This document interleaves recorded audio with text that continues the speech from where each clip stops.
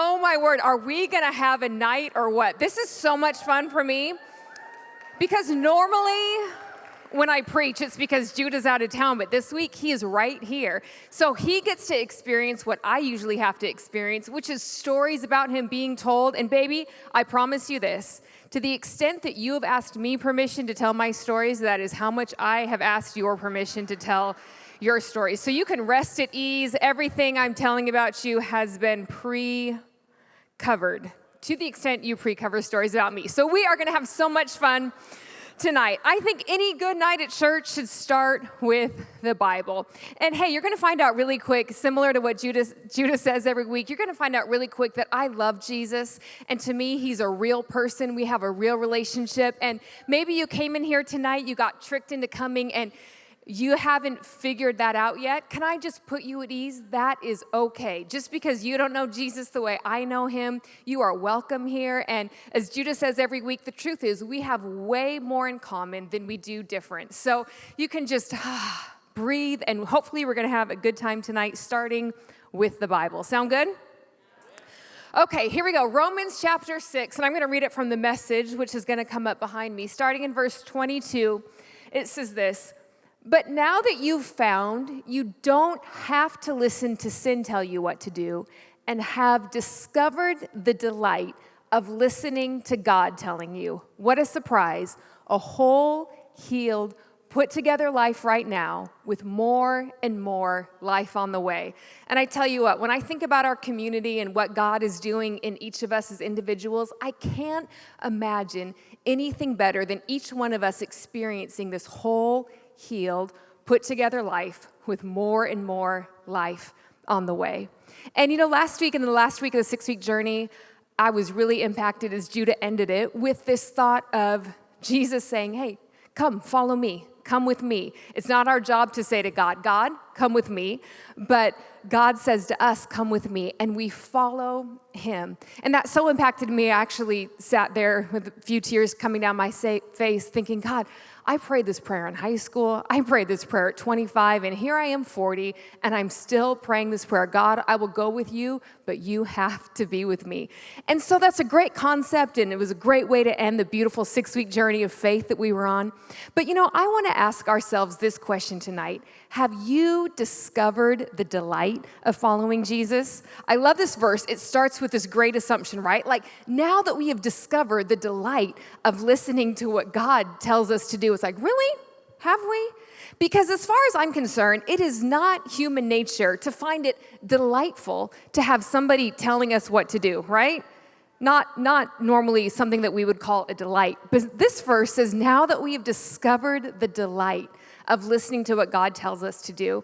And my question in here for every person who has said, yes, Jesus, I want to follow you, is have you discovered that delight? Or maybe you discovered it at one time, but somewhere along the line, it's become a little bit more of a duty, and you're just kind of following God because you feel like it's something you have to do, but maybe it's not a delight.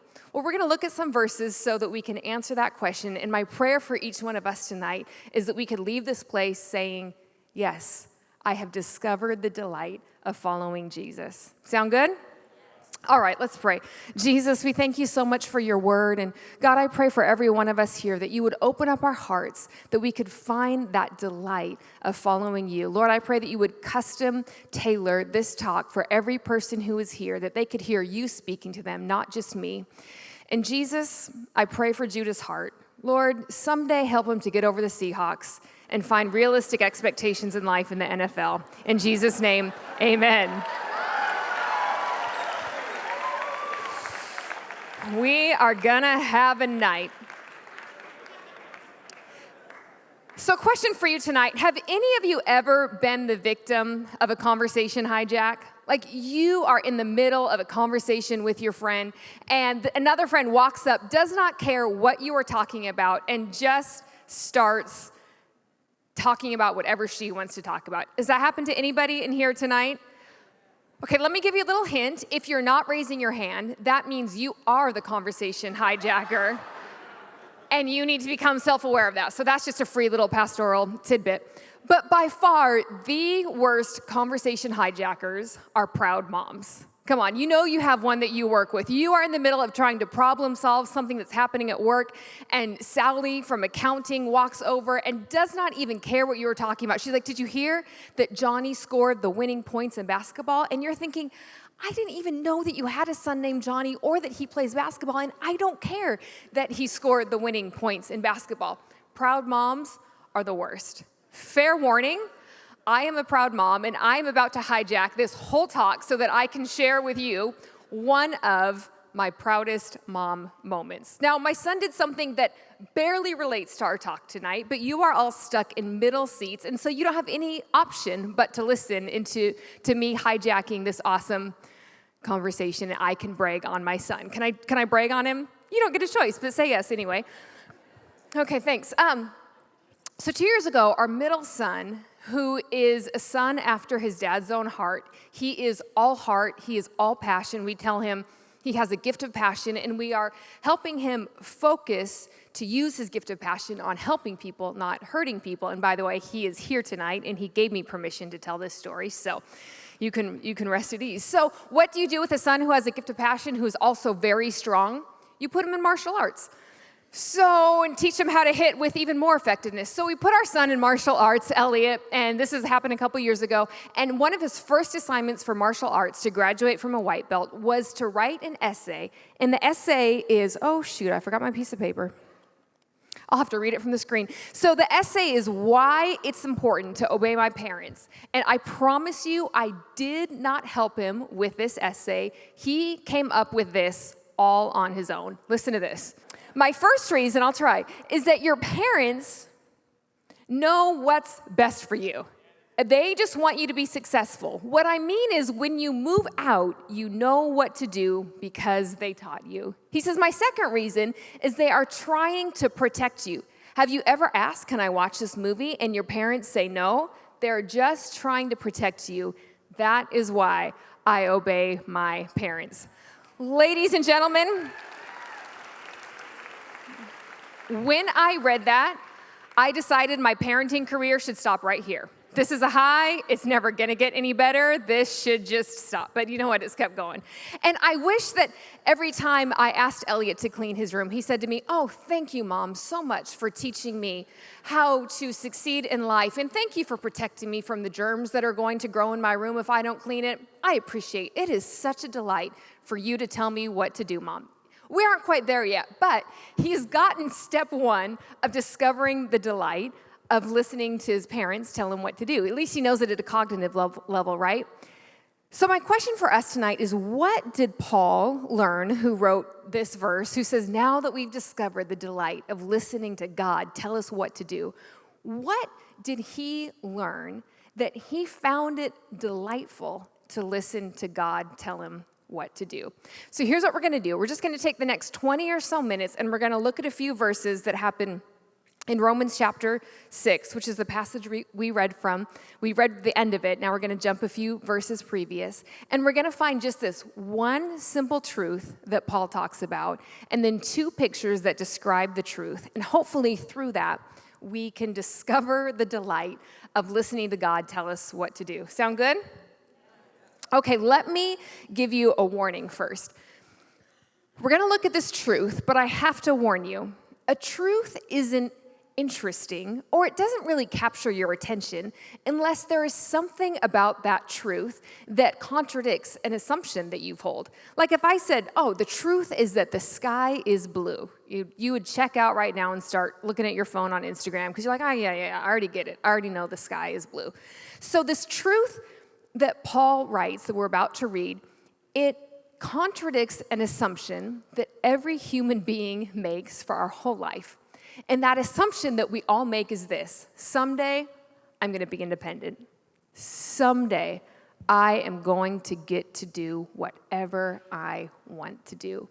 And the reason I know that we all make this assumption is because I have kids and I was a kid. And do you remember when you were a kid looking at your parents and thinking, oh, they get to do whatever they want to do. They have so much money.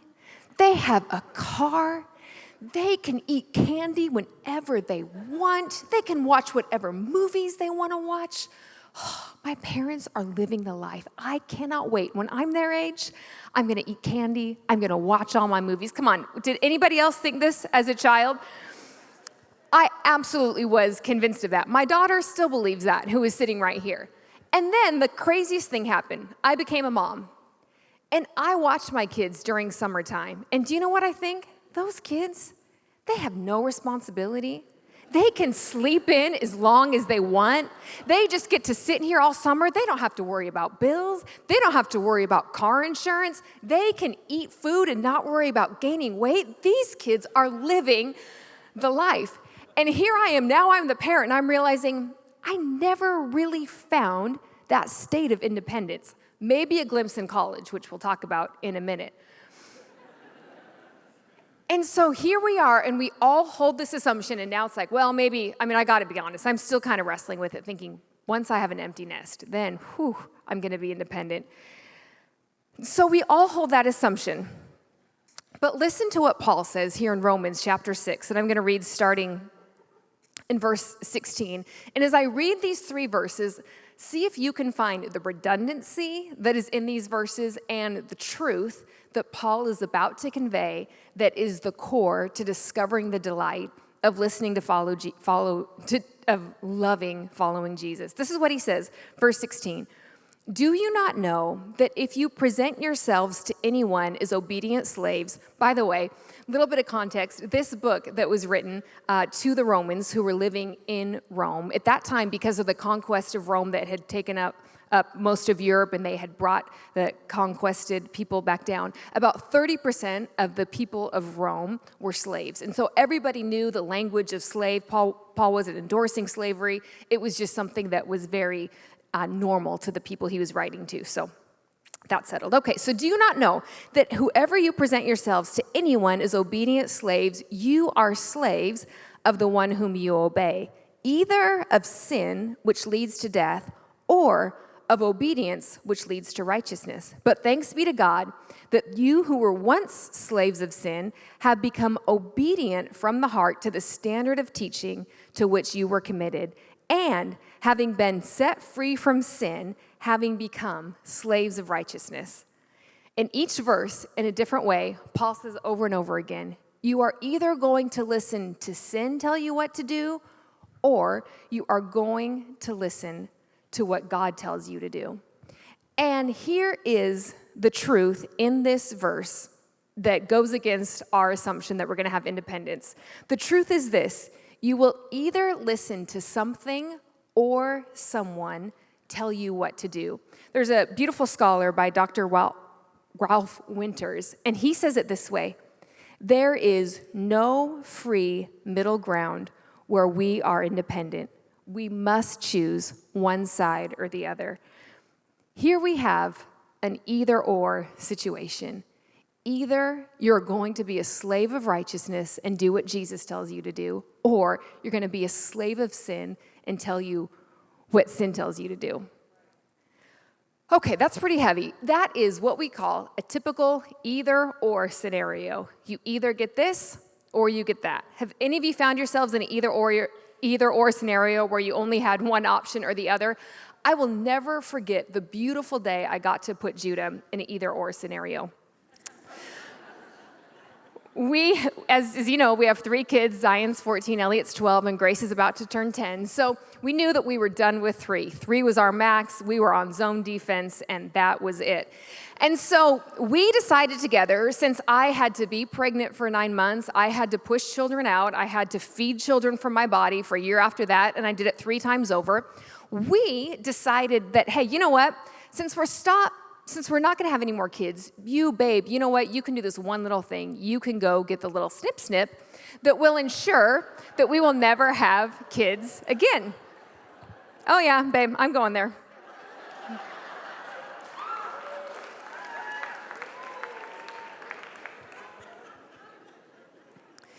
So we make this decision, and 6 months pass, a year passes, 2 years pass, a little over 2 years pass, and one night I had a dream, and every once in a while, about every 3 months, hey, babe, are you going to go in for that surgery? Hey, are you going to go in for the snip? I don't want to be a nagging wife, but, I'm trying. And then one night I had a dream that I got pregnant, and in my dream, I was so livid at Judah. I woke up and I thought, we have a good marriage, but what if it couldn't survive another pregnancy? Like, I will be so angry at him. So I took matters into my own hand, and this is what I did. I called my doctor and said, hey, can I please have an appointment to get my tubes tied? Now, if you don't know and you're single, here's the deal. A snip for a guy, it's like a 20-minute procedure and a day and a half recovery. They're gonna bleed it out and tell you it's a 3-day recovery, but trust me, it's a day and a half recovery. Now, for a woman to get her tubes tied, it's a major surgery. It's a whole ordeal. It is genuinely a week-long recovery. So this is what I did. I said, okay, babe, so I have an appointment scheduled like 2 weeks from now to get my tubes tied.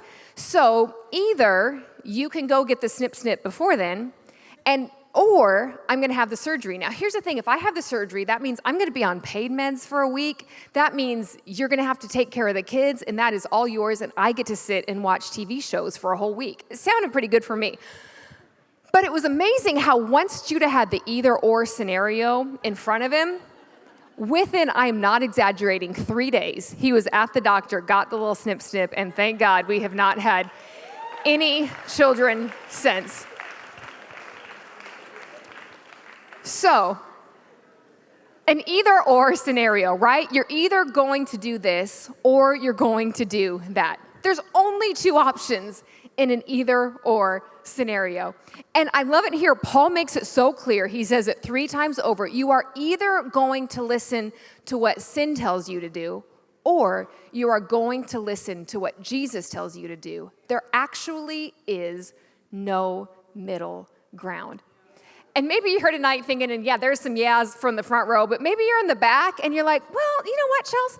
I think you're kind of exaggerating that point a little bit, because I feel like I've done some things just because I felt like doing them and they were fine. I wasn't listening to Jesus, but I wasn't listening to sin either. I was just doing what I felt like doing. And I am so glad you were thinking that, and I'm so glad you are asking that question, because that leads us to 2 pictures that we are going to look at that really illustrate this truth, that you are never going to be independent. You're either going to listen to sin or you're going to listen to Jesus. So first of all, let's read Romans chapter 6 and verse 19. And again, we'll read it in the Message because it paints us such a beautiful picture. And here we're going to see these pictures. He says this, I'm using this freedom language because it's easy to picture. You can readily recall, can't you, how at one time, the more you did just what you felt like doing, not caring about others, not caring about God, the worse your life became and the less freedom you had? And how much different is it now as you live in God's freedom, your lives healed and expansive in holiness? And here's where we're getting our 2 pictures from. But first, we need to define sin, because sin is a word that's used so often in Christianity or even in the world. And I think when we think about sin, we think about murdering somebody. But truthfully, the definition of sin in the Bible is simply this. It means missing the mark. It means missing the mark of the plan that God has for you. And do you know that every person in here, God designed you and he created with you with his intelligent design. He planned every detail of who you are, and along with the design that he made for you, he has this plan for you that's so good and so amazing. It's like a present he wants you to unwrap every day. But sin is thinking, I think I know better than God. And the real practical definition of sin, I love it here in Romans, which says, just doing what you feel like doing. Not caring about God, not caring about others, just living your life, doing what you feel like doing. So let's look at that for a second. What does a life look like? Living, doing what you feel like doing. As I mentioned, I felt like in college, I had like a brief moment of a middle state of independence.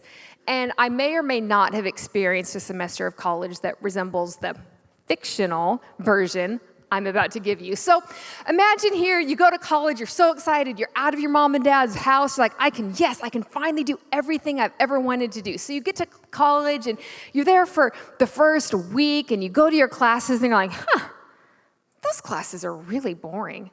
I don't feel like going to class. Why? Because you are free to do whatever you feel like doing. You have made it. You are independent. You can do what you feel like. So what do? You don't go to classes. Let's be honest. Who really feels like going to college classes?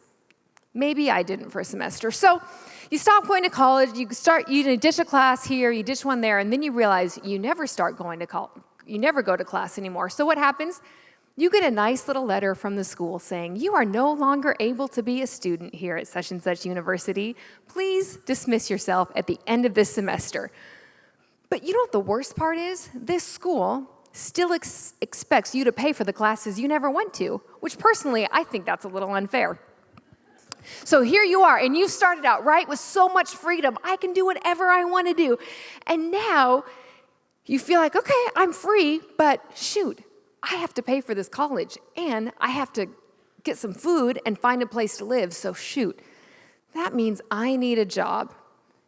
And because you didn't finish college, your options have lessened because you don't have your college degree, right? So, but you can still get a job. You've got a good referral out there. Your mom wrote a nice little note about you, and so did your high school science teacher. And so you go out there and you get a job, but then all of a sudden you realize, I don't like this job. I don't feel like going to work today. I would rather sleep in and watch Netflix. That's what I feel like doing today. So, crazy, you do that enough, guess what happens? You get it. You no longer have a job, right? And so then, with our fictitious scenario, so then you no longer have a job. Well, now you realize you still need a job because you still have to pay for the college bill and you still have to feed yourself and put a shelter over your head. But now, because you got fired from your last job, you don't have a good job recommendation from that job. So now your options for a job are even more limited than they were last time. And the truth is, if we continue to live our life just doing what we feel like doing, I mean, can you imagine truly if every day you only did what you felt like doing? Most of us have the good sense to not do that. We know how to work the principles a little bit better than that. But if you take it to the extreme, that's what helps us to see the truth of it, right? I mean, the truth is, if you play that scenario out, eventually the only place you're going to end up is prison, where you truly have no freedom. Your life, it started out so broad with all your options open, but it has gotten smaller and smaller and smaller and smaller. And there we have our picture of sin, which is living our life, just doing what we're feeling, but all of a sudden our lives just get smaller and smaller and smaller and smaller. In fact, let's read it again. What was that sentence in verse 19 from the Message? Not caring about others, not caring about God, the worse your life became and the less freedom you had. If we just live our life obeying sin, the truth is, in one way or the other, our lives are going to just get smaller, and we're going to have less and less options to where all of a sudden you feel so tight and so claustrophobic and feel like, I don't know where to go and I don't know how to get out of this. And maybe you walked in here tonight and you'd say, Chelsea, that is exactly how I feel. Can I encourage you that there is no place that is too tight, there is no prison that is too small, that Jesus doesn't already have a plan to get you out of that tight place. There is never hopelessness. You are never too far away. And so if you feel tight tonight and you feel like life is closing you in, can I encourage you? Jesus sees you, he is with you, and he's just waiting for you to ask, and he will help you find a way out. And so that is life, listening to sin tell us what to do. So how about the other picture? What's our second picture? The second picture is living a life of God telling us what to do. You know, with Jesus, I'll be honest with you, it is the opposite of the picture we just described. We just described starts out broad, ends up narrow. I'll be really honest with you. Following Jesus, it starts off narrow, but it ends up broad. Chels, how does it start out narrow? Well, I'll tell you first of all, what did Jesus say? He said, I am the way, the truth, and the life. Nobody comes to the Father except through me. And you think, well, Jesus, that's kind of narrow-minded in the day we're living in. You're saying that you are the only one way to get to God? I mean, that feels tight and uncomfortable, right? But the thing is that tightness and that discomfort leads you to a place of freedom and forgiveness like you couldn't even imagine. Starts narrow, ends broad. Or what about this one? God says, you know what my plan for your sexuality is that you would have sex with your spouse and only your spouse for as long as the two of you should live. Okay, that felt really narrow and really tight and really uncomfortable, God, because I like my options and I don't like to be told what to do. And here, God, you're saying your plan for my sex life is one person for the rest of our lives? Whew, that feels a little narrow, Jesus. And I'm with you. That could feel very narrow. But do you know that God's plan for you in that is that, man, that you would trust him with his way for your sexuality and your heart would heal and maybe all those broken and fragmented pieces that have gotten left in so many places that God would begin to put them back together and you would have a spouse. And man, can I tell you, sex within the confines of I've totally given you my heart, we're intimate on a soul level, on a spirit level, and a physical level, it is broad and it is free. And I work with my spouse, so we are together 24 hours a day. That's some serious freedom right there. It started off narrow, but whew, it ended up broad. Or what about the fact, thank you for the 3 claps, I appreciate it.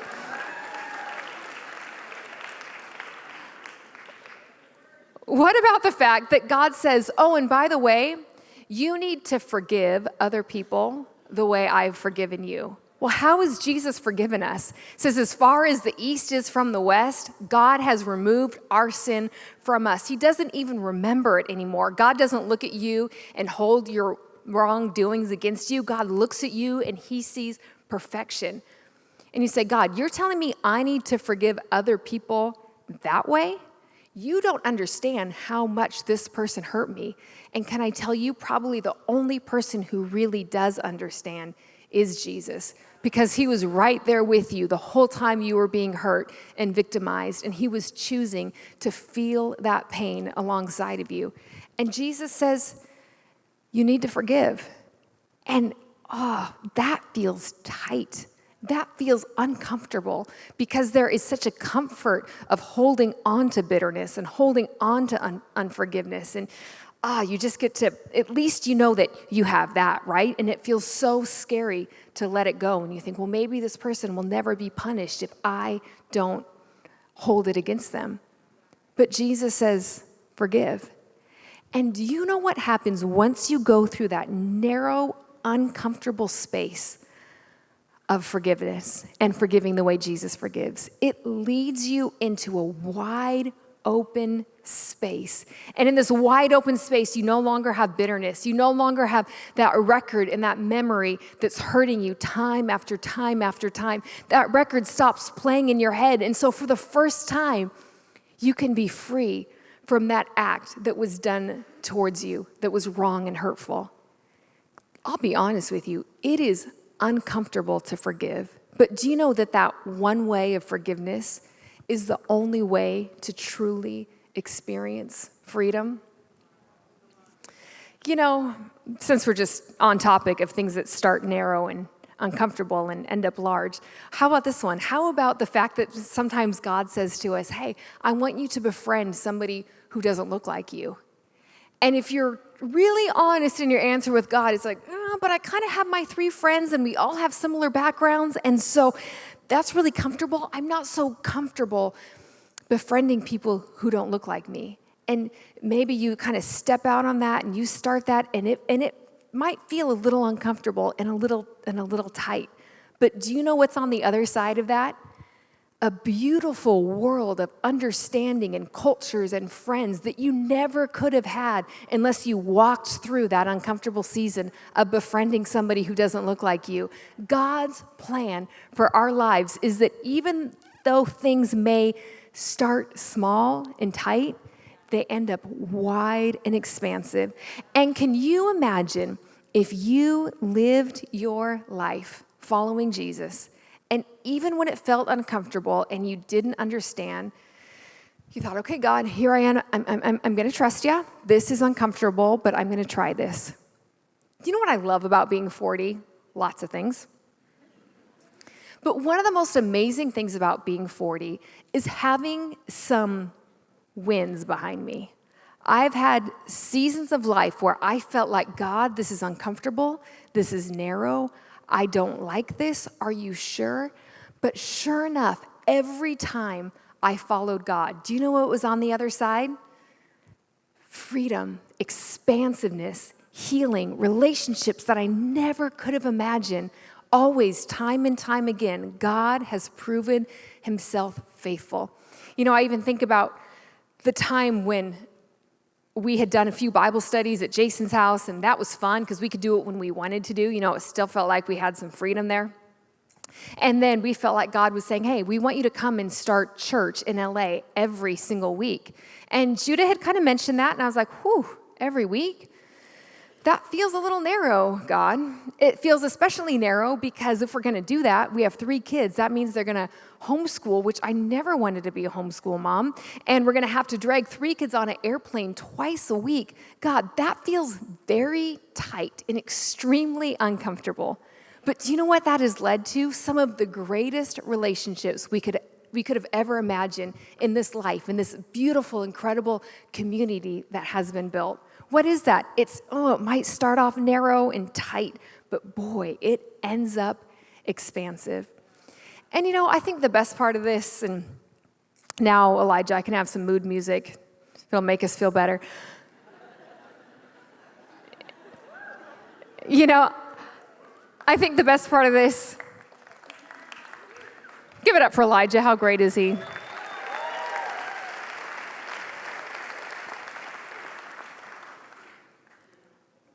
Is that the more wins we get behind us, the more courage we have. And through there, we find it really can be a delight to being told what to do, to relinquish control of our lives and say, whew, okay, God, you know me better than I know myself.